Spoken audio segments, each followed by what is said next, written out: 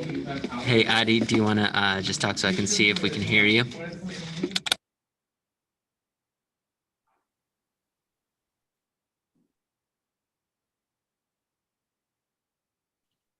Yeah, sure. Can you hear me?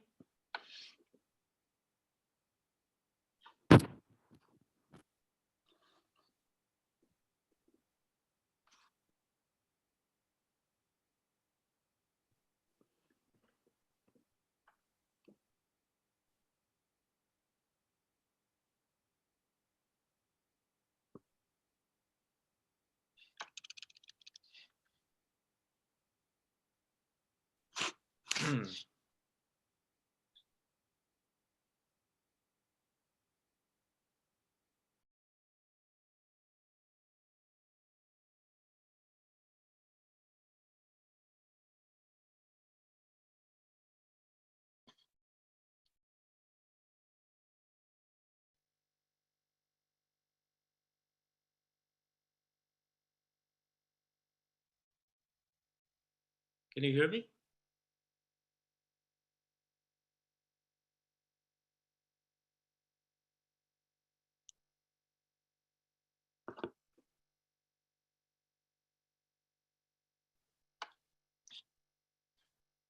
Hey, Daniel, can you hear me?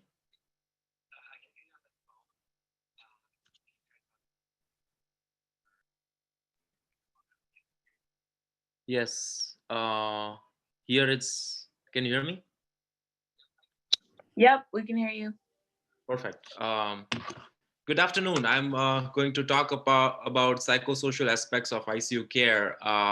Last 1 year, it has been really tough for us. We are like bombarded with clinical work, obviously because of this pandemic.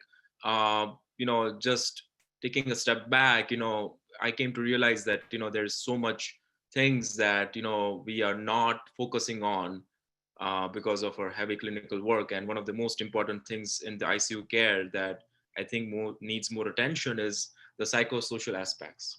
And that's what I'm going to talk about today.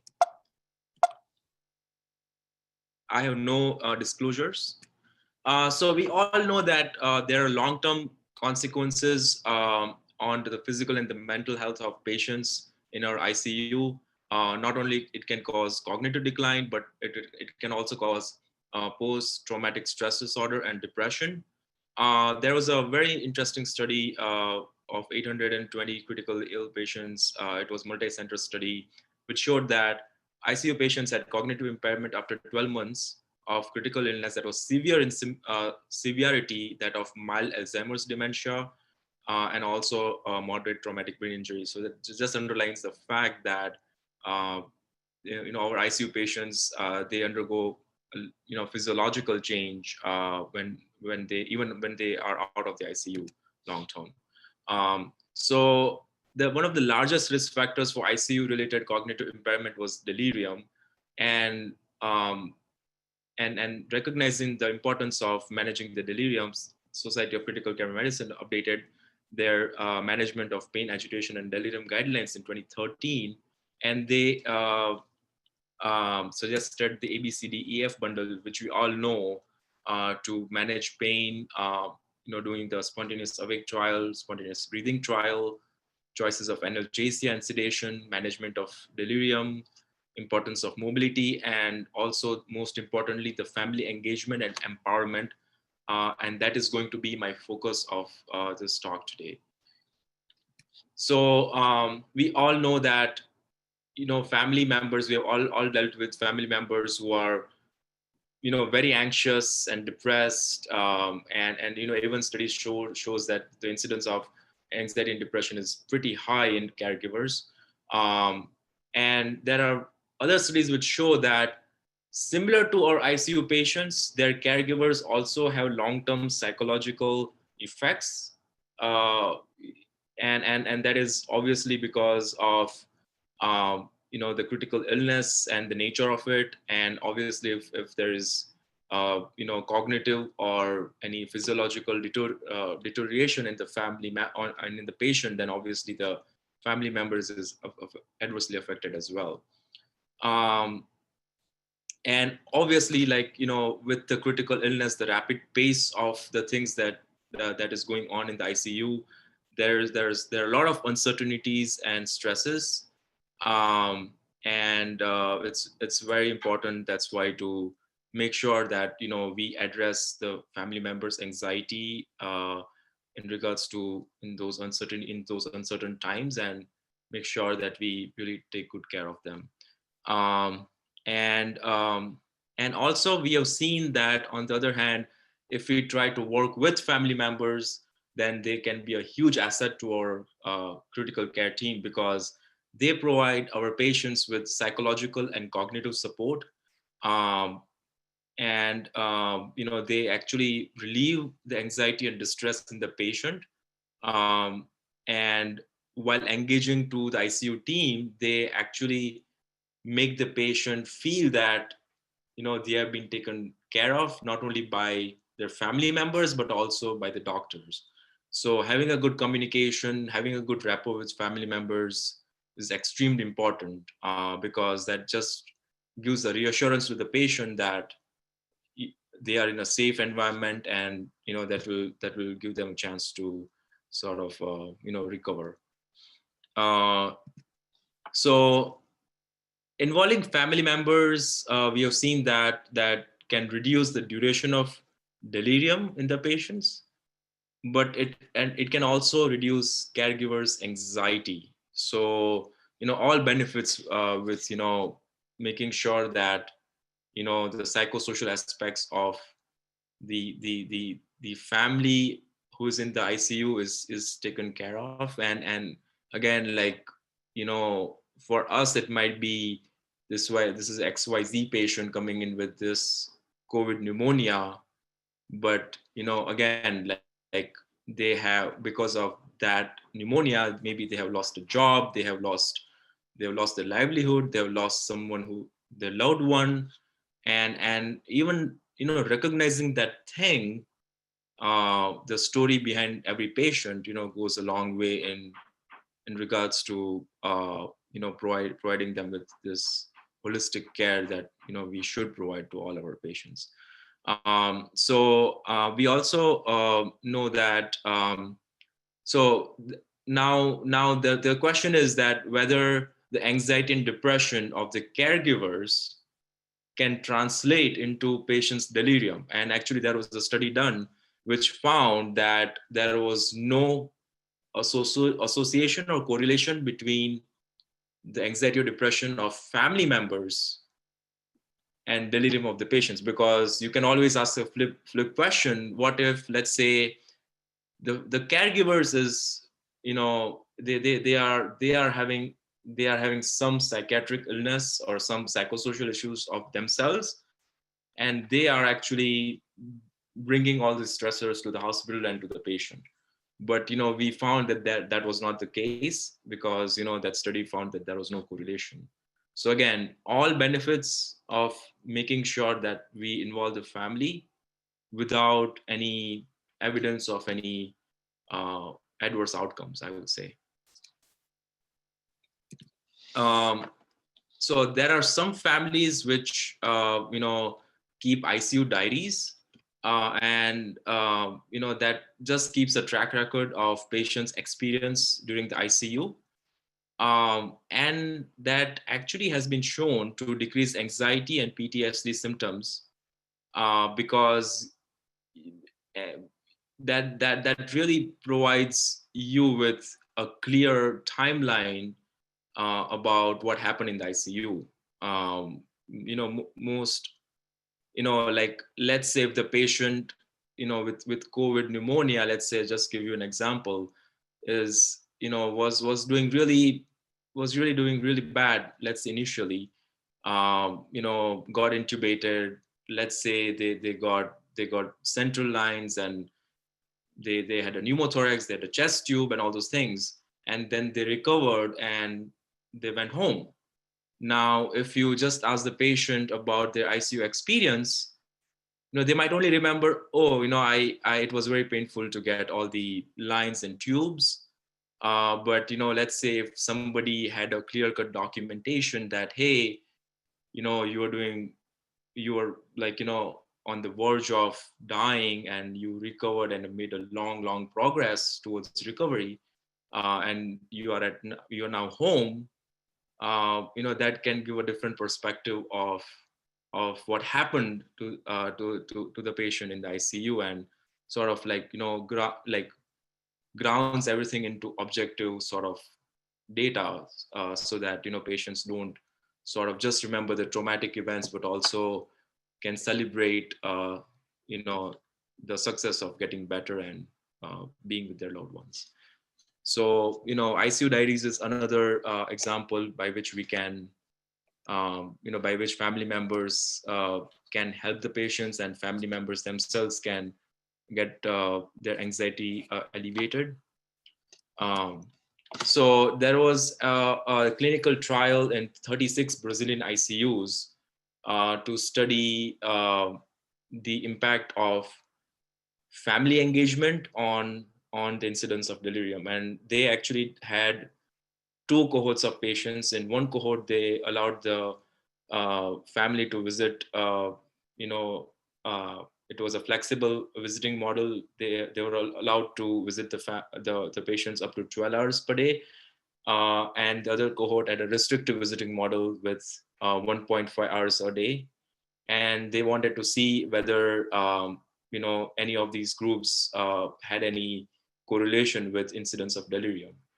And of course, as we expect that, the flexible visiting model, the patients visited on an average 4.8 hours a day versus 1.4 hours in the restricted visiting group. And the number of visitors were not affected by that. Despite in the increased visitor time, they found that there was no difference in the primary outcome of incident delirium in these patients. Yeah, I mean, in patients with the flexible visiting model, the incidence was a little bit less, but was not statistically different from the restricted visiting model. However, the flexible visiting model reduced the level of psychological distress of family members and also improved the uh, family satisfaction. And that just underlines the fact that, when we think about, you know, we as healthcare providers, we only, sometimes think about providing care to the patients, but the patient herself or himself is not an isolated entity. They are part of a support system. They are part of a family, right? So it's very important not to just restrict our focus just on the patients. We should expand our focus to include their family members as well, because that's their world, that's our patient's world. And without the support system, you cannot say that the patient is complete, right? So it's very important to make sure that we recognize the anxiety and depression in caregivers as well. Um, so and in the same study, they also found that there was a trend towards reduction in delirium with greater illness severity in flexible visiting model. But again, like, additional research is needed to evaluate this observation. um, and we all know that family engagement is very important. And in ICU, delirium is so common. I mean, I always, whenever I have a patient who's in delirium or who's confused, my first question is, what's the patient's baseline mental status, right? Because I'm seeing the patient just in a snapshot, right? I mean, I don't know how well the patient was functioning before that patient got into the ICU. So it's very important to determine that. And and and obviously family members provide that critical piece of information about the baseline mental status, and that goes a long way, in advanced care planning and goals of care discussion and in medical management, and I would say in almost every aspects of critical care. So again, just reinforces the idea that caregivers are an integral part of the care team in the ICU. Um, so there has been evidence that empowering family members to be equal participants, that has improved ICU outcomes and also communication. And let's face it, we all know that there are family members which bring up some element of the care for the loved ones that we could have easily missed, right? Um, and obviously, if the patient is not a patient is not in our system and we don't have any previous medical records, then the caregivers are the key of obtaining more information of how the patient was on, just to make sure that we are not missing any important piece of information in regards to the patient. And obviously, I have, in my experience, I've felt that like I got so much information sometimes that that could change my management in the ICU too. So very important to talk with the family members. um, and families have also reported, uh, when we involve them, the families also reported that they have increased feelings of inclusion, respect, and a better understanding of the loved ones. Um, there was a prospective study which showed that around 60% of the cases, there was at least one healthcare provider who said that they actually got to learn at least one new pertinent information from the families. Um, and it goes both the ways. For us, it's all a win-win situation, because we get all the information to treat the patients. But on the other hand, the families also, when we involve them in patients care, they also feel that they are part of the team, and they are they are invested in patients care and good outcome.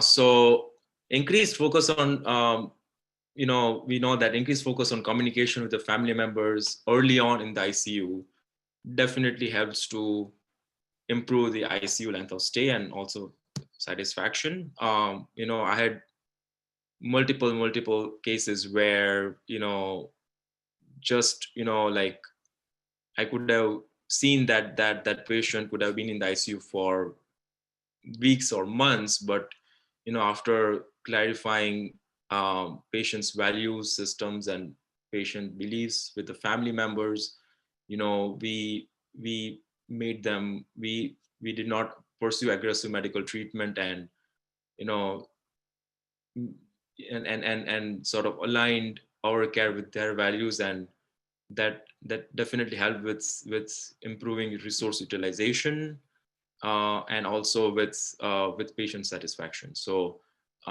especially in these times of COVID, it is definitely something to keep in mind.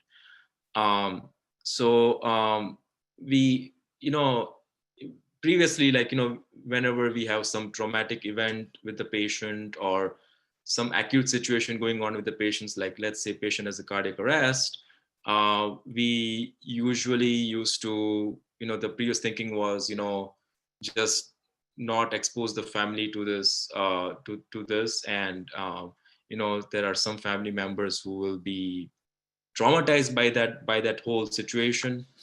But actually, on the other hand, there was a study which was done that family presence during traumatic events like CPR is associated with actually positive results on psychological variables like depression and anxiety.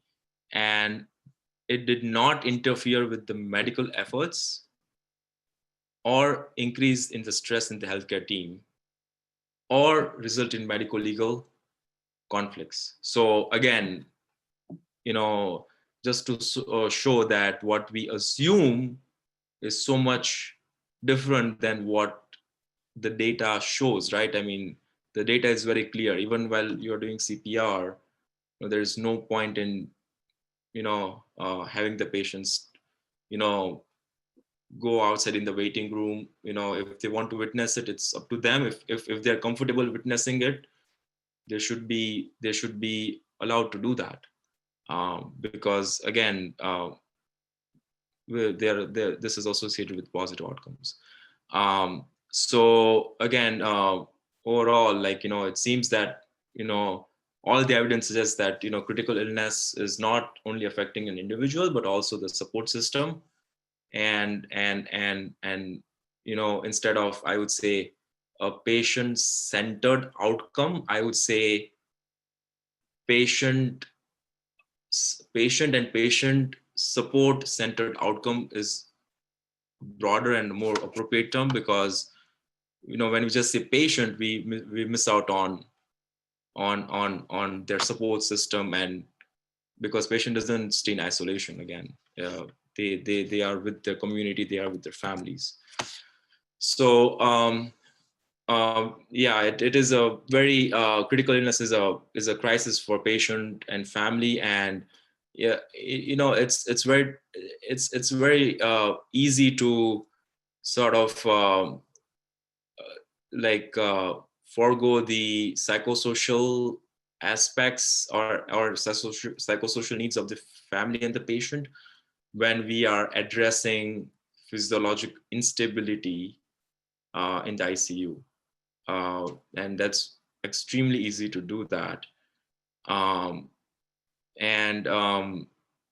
it's yeah, I mean, on one hand, definitely, that needs to be corrected, the physiological instability.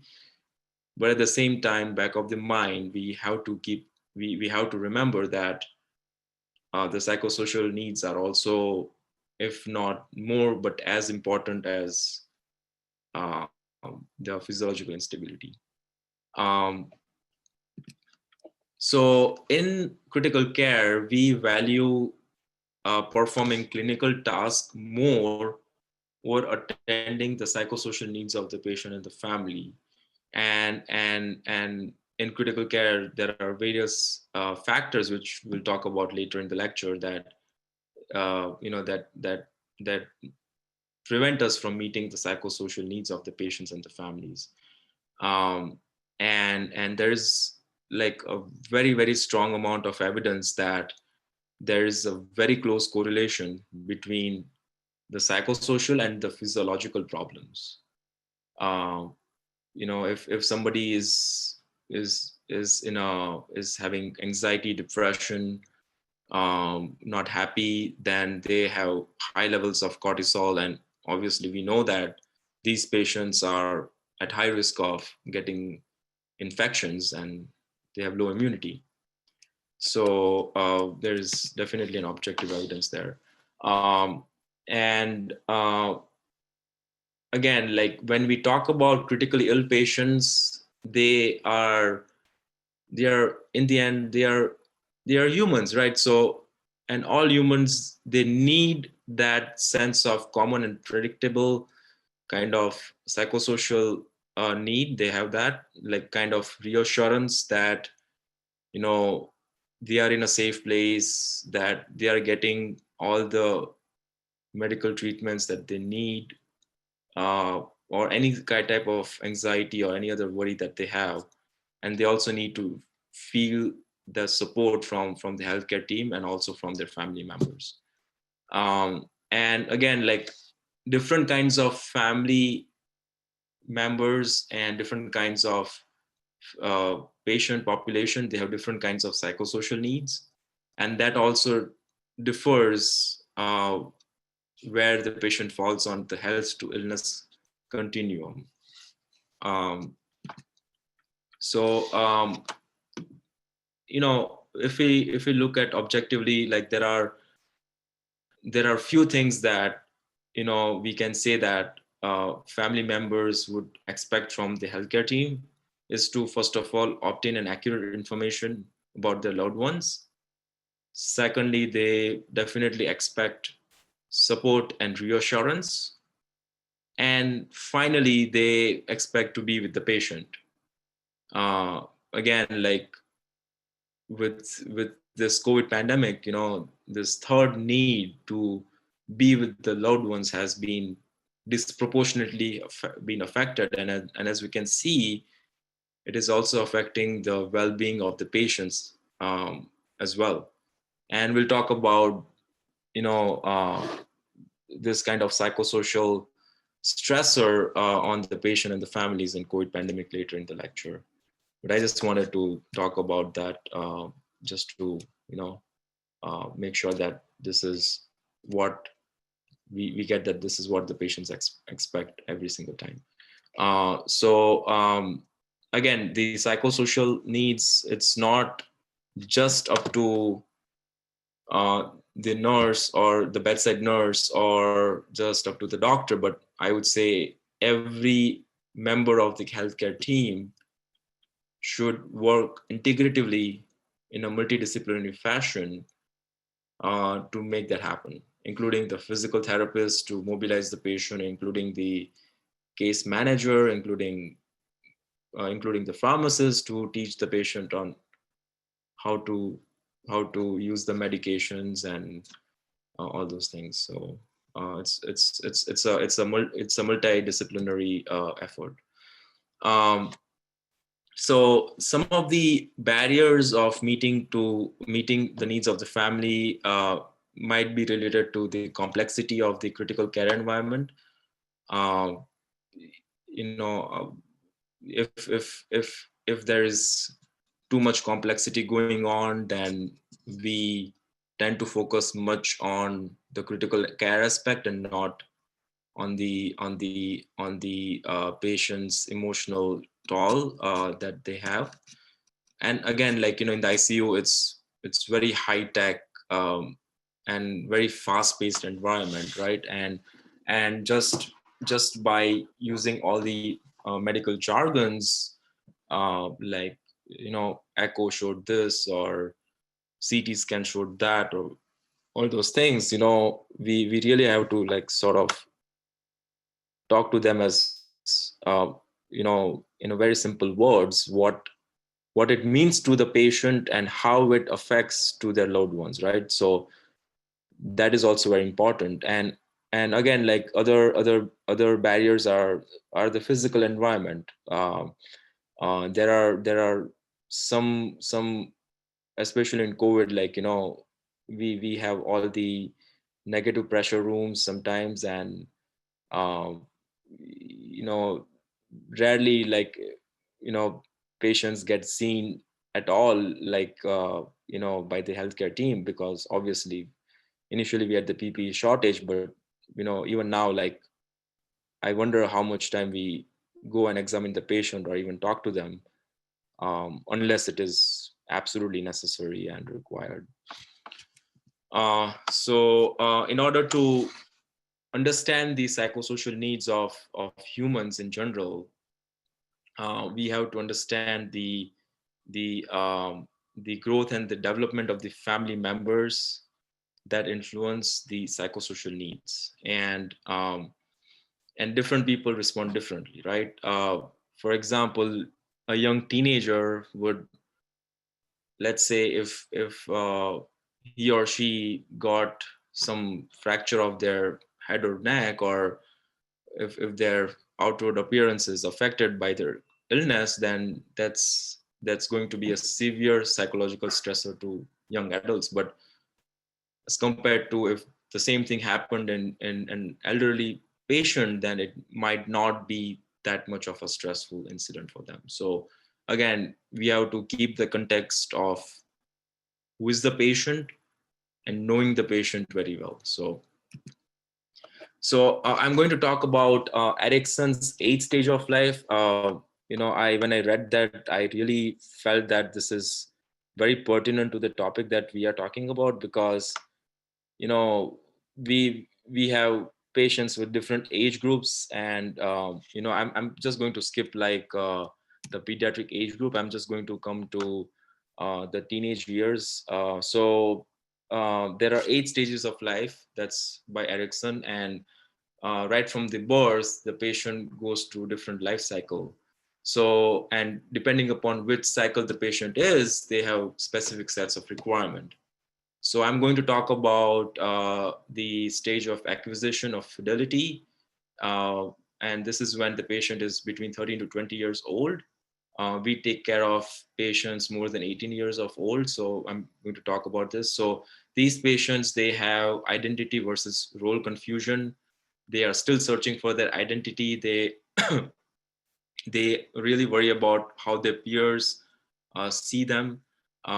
They also really need to incorporate new things, and they really want to be like updated, and just want to be the person that fits with image of today.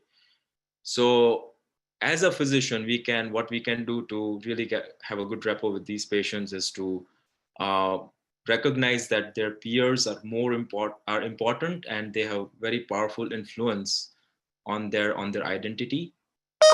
And we should also foster the decision making with them, obviously within safety parameters. And also we should, recognize the personal grooming, focus on their strengths, and also make sure that their input is a part of our treatment plan.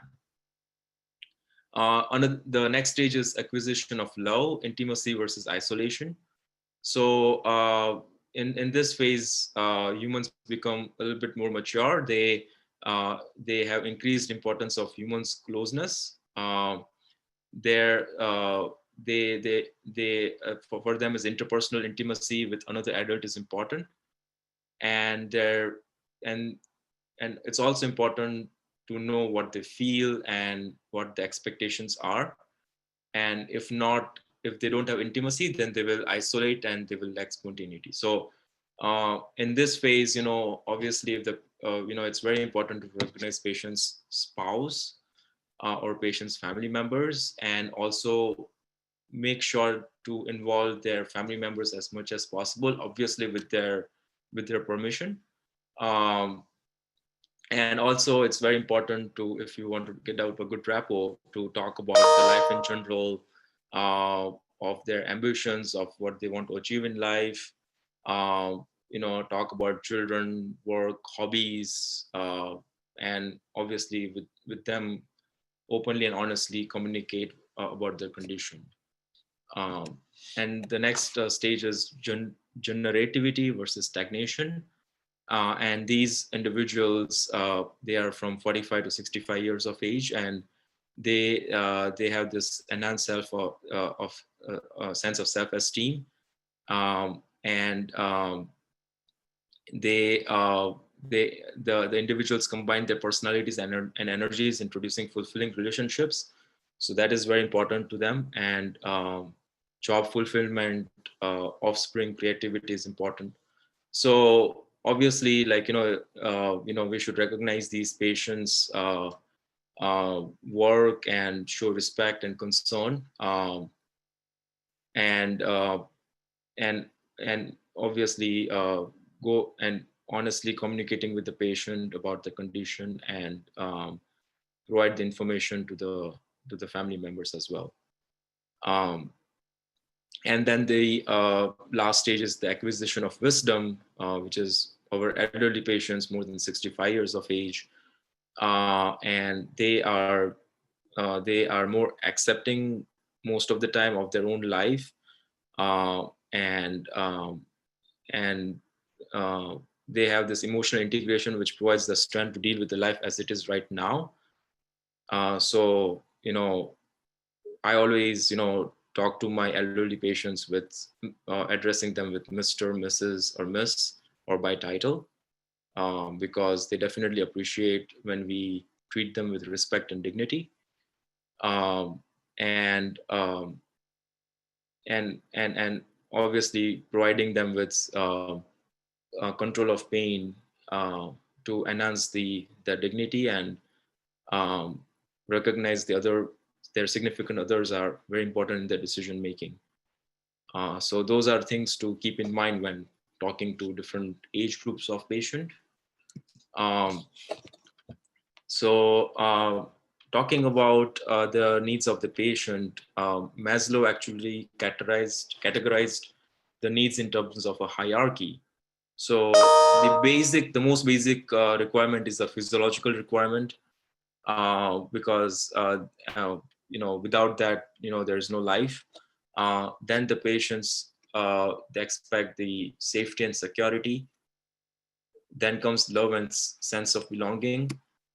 Then self-esteem and self-actualization. Um, and basically, like, we have to keep in mind whenever we are treating the patient, where are we falling in the spectrum, right? Most of us will be, if there is a patient who's very unstable, we'll be only like, worried about physiological requirements. But we should make a point not to stop there, and to sort of meet all the needs in this hierarchy. And if we are able to meet the most of these needs, then that can really blossom into a very good patient doctor relationship going forward. So there are some other things in the ICU environment which directly affects our ability to meet patients' need, including the need for rest and sleep. We know that the alarms are constantly beeping. There are sometimes, I've seen, like, there are lights which are switched on even at night when the patient is sleeping. And I've seen people, healthcare staff discussing right outside of the patient's room at night. And these all factors can lead to overstimulation, or and sometimes, if you don't even go inside the room, it can cause deprivation. So just to be mindful of those facts, will go in a long way to meet the patient's needs. So whenever we think about meeting their needs, we do some basic assessment in regards to patients' history, psychiatric history, psychological history, and social problems. If there are any pre-illness or illness coping mechanisms that they have, that is important to know. Also important to know their sources of support, if they have family, friends, or spiritual supports, or pets. And finally, like, I learned that after I did my palliative care rotation, like, if they have this living will, durable power of attorney, and any proxy, we should have them fill out the advanced care planning form if they have not done so. And that going forward, that definitely makes things much easier for the patient as well as the providers, in case if they get more sick. So this is a classic interdependence thing that we see in ICU patients. So all these things are interrelated. So for example, so patients who are in pain which is not adequately managed, that itself can lead to powerlessness, and that powerlessness can lead to anxiety, and that anxiety will again lead to increased perception of pain, and this is a vicious cycle which goes on. So yes, treating anxiety is a very important thing that we can do. However, if the patient is able to talk to us, knowing why they're anxious, maybe they're in a lot of pain, all those things, we have to keep in mind instead of just giving them symptomatic treatment like antidepressants, right? Because let's say if they have anxiety because of the pain, then giving antidepressants is not going to sort of cure the just get rid of the underlying problem, which is the pain. So what is powerlessness? The powerlessness is the perceived lack of control over the outcome of a specific situation. And critically ill patients, especially our elderly patients, they lose their ability to control even the most basic of the functions. Um, and again, depending upon the critical care environment, they also might lose ability to participate in the decision making about their own healthcare and future, right? And I have seen few patients, I would say, that went into AKI, and they have adamantly said that they do not want to be put on dialysis, because again, for them, um, their their independence was closely tied to their mobility, and they felt that their mobility would be restricted if they start getting the dialysis. So again, very very different value system of different patients, and important to recognize them early on. So what are some of the interventions that we can do to meet the psychosocial needs? Like patient communication is the heart of any such intervention. um, I would also like have the patient and the family in the care planning process and decision making early on in the critical illness. Sometimes it might seem too soon, but just having a conversation started, it goes a long way. Because the last thing we want is to have the family members tell us that, hey, why are we talking this at this time? Why why we were not in this continuous discussion right from the beginning, right? So we want to involve them right in the starting itself, so that they have a timeline of the events in the ICU.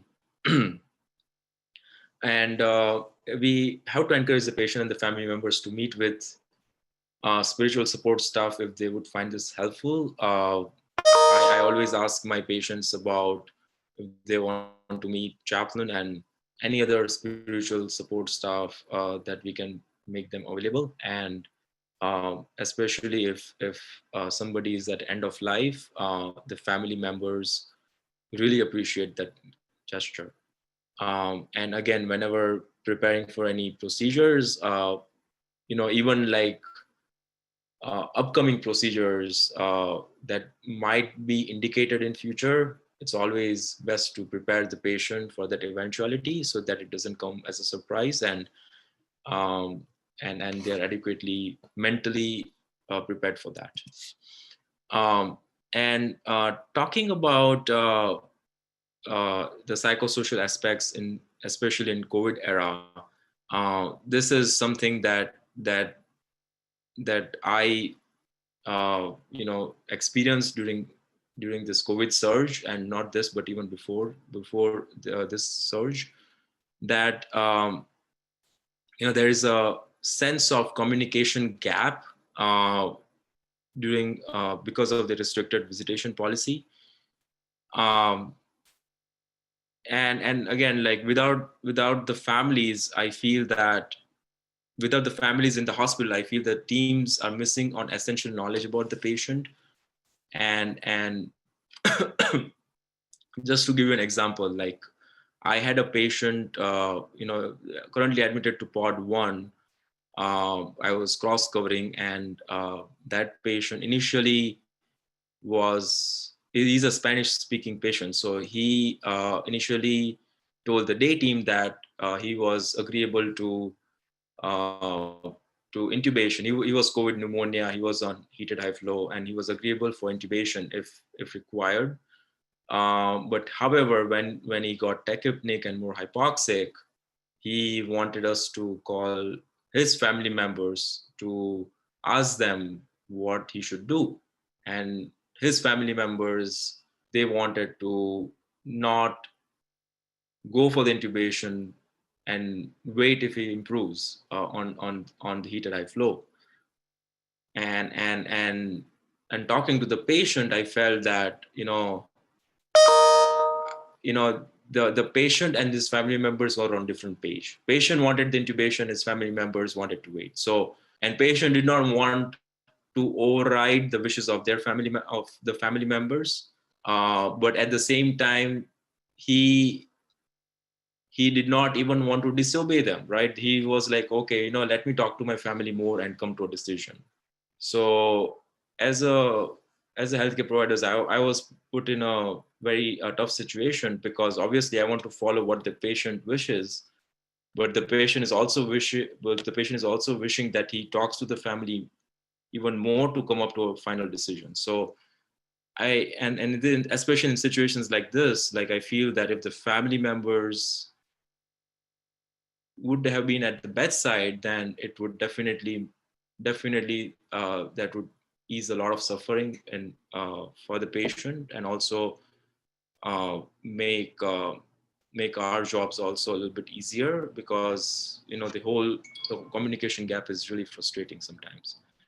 And I also feel that we also feel we are reverting back to the medical paternalism, and it's a set of attitudes and practices in medicine in which physician determines that the patient's wishes or choices should not be honored. And and in preceding decades, clinicians conceptualized ICU as psychologically disturbing and stressful, and we had limiting visiting hours back then. And the thought process was that this environment was beneficial for both clinicians and the family members. Clinicians were less likely to be interrupted by the patient's families, and the patient's families don't need to get exposed to this traumatic situations. Uh, so that was the mindset decades ago. And again, like we all know that did not have good outcomes. On the other hand, we uh, that was total antithesis of patient-centered care. Um, I feel that we are reverting back to that, especially when we are, restricting visitors from visiting their loved ones. And again, it's a tough situation to be in. Obviously, we want to protect the family members from COVID, but at the same time, um, sometimes the most important thing for them, even more than their life, would be to meet the family members at the end of life, right? So it's a very difficult situation that we are in. It's also important to understand the patient in the context of his or her own stories. And I say that because we are only seeing and caring for the patient in a very snapshot of his life, or his or her life. And just by making sure that they are getting the appropriate medical treatment is not enough, right? There could be a patient who has lost his job. I had patients who lost their loved ones due to COVID, and they were themselves admitted due to COVID in the ICU. And no doubt we can't change those outcomes, but even recognizing their life stories, really helps to build a good rapport with the patients. Um, and and I've seen, like, if the patient's family members are there, then they help out with cognitive stimulation, they help out with the psychosocial stimulation, and I've seen even patients' family members help the physical therapy to sort of mobilize the patients. But without the patient's families right now, the I see that deficit very apparently in the ICU. So again, like, the importance of family members is just, I would say, even more pronounced. I would say even more apparent during this crisis than before. Um, and I also come under some situations where, I am a new provider on the team. They are listening to a new person and they don't know whom they are talking, or family members don't know whom they are talking to, and initially it takes a bit of time to develop trust, especially when you are just meeting them virtually, or you are just calling them, because obviously, like, if anybody calls some, I mean, the patient's family members, or who would be that person, right? They cannot even imagine in their mind, and it's very difficult to trust someone whom you don't know. So that trust deficit also develops, especially when we are not meeting the family members and we are just updating them on the phone. And difficulty I've seen, like, COVID patients, they are so difficult to sedate, and obviously the sedation, sometimes the requirements go up because of the delirium, and delirium occurs because of the increased sedation. So it's like chicken and egg. But um, I wonder how much of this is because of the fact that there are no family members allowed to visit, versus uh, versus COVID really needs um, heavy sedation. I mean, though we have increased sedation targets now with RAS of -4, but again, I wonder if the patients would need less sedation if they have their loved ones around uh, around in the ICU. And also, I've seen that COVID, we all talk about COVID is a greatest equalizer.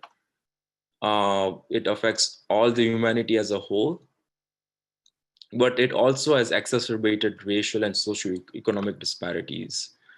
We all, there was a recent study which was published that African American and Hispanic patients, they are more likely to get admitted because of COVID, because obviously they don't get preventative care, and at baseline they have a lot of comorbidities. But after they are admitted, the outcomes are very similar to non-Hispanic and non-African American patients. So that just tells you that they do as good as the other patients if they are given adequate amount of care, and they are just in this situation because of lack of insurance, or lack of preventative care. So again, this has just exacerbated racial and socioeconomic disparities, and this is a very pertinent thing in our country right now. And before I end my talk, I would just like to sort of give you an overview of our Henry Ford experience. So what we found in our study was that the communication quality actually went up drastically during the surges that we had. As you can see in March, April, and November, December, and March, April of last year, November, December of last year, and March of this year, the communication quality has gone up significantly. And one of the reasons I feel this is the case is because, we have a sort of like a checklist when we are taking care of critical ill patients, especially COVID patients, that we need to talk to the family every single day. And I feel that that should be a part of the checklist even after this pandemic ends. And I think this will help ensure to have improved communication quality even after this pandemic is over. I'd like to thank Dr. Ardish and John Wallinger for their help. Any questions?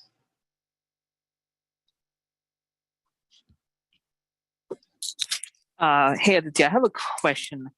When you mentioned that the quality of communication improved during the COVID surge, I wonder how they measured that, in terms of like the quality of communication. That's a extremely good question. And I will have to, ask Dr. Ardish about that, how they what parameters they used to measure the quality of the communication. I can circle back after I'll definitely get back to you after the presentation. Thank you. Mm-hmm. Any other questions?